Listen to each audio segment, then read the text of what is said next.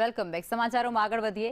હવામાન નિષ્ણાંત અંબાલાલ પટેલ દ્વારા મોટી આગાહી કરવામાં આવી છે. ડિસેમ્બરના અંતમાં હાડ થીજવતી ઠંડી પડશે.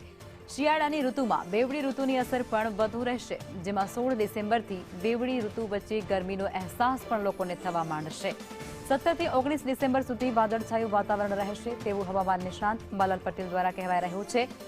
18 થી 20 ડિસેમ્બરે ઉત્તર ભારતમાં હિમવર્ષા થશે અને હિમવર્ષાને લીધે ગુજરાતમાં પણ ઠંડીનું જોર વધશે અને ગુજરાત સિવાય પણ ઉત્તર ભારતના અન્ય જે રાજ્યો છે ત્યાં પણ ઠંડીનું જોર વધશે તે પ્રકારની આગાહી હવામાન નિષ્ણાંત અંબાલાલ પટેલે કરી છે.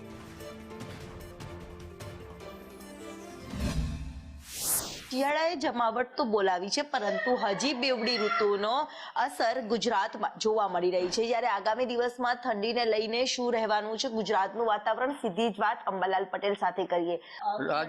રાજ્યના કેટલાક ભાગોમાં મહત્તમ તાપમાન 29 થી 32 ડિગ્રી સેલ્સિયસ જેવું રહેવાની શક્યતા રહેશે, પરંતુ હવે ધીરે ધીરે એક પશ્ચિમી વિક્ષોભ આવી રહ્યા છે.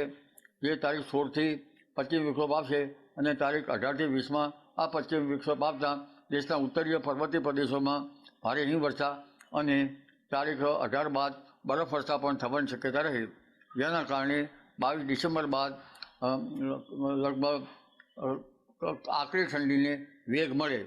જાન્યુઆરી માસમાં પણ 1-2 હળવા મધ્યમ પશ્ચિમ વિક્ષોભ આવતા ગુજરાતનું હવામાન પલટાવી શકે, પરંતુ તારીખ 14 જાન્યુઆરી બાદ 2026ના 17 જાન્યુઆરી વચ્ચે પણ ઠંડી પડે અને આ ઠંડી હાડ ધ્રુજાવે, એટલે જાન્યુઆરી માસ પણ ઠંડો રહેવાની શક્યતા રહેશે.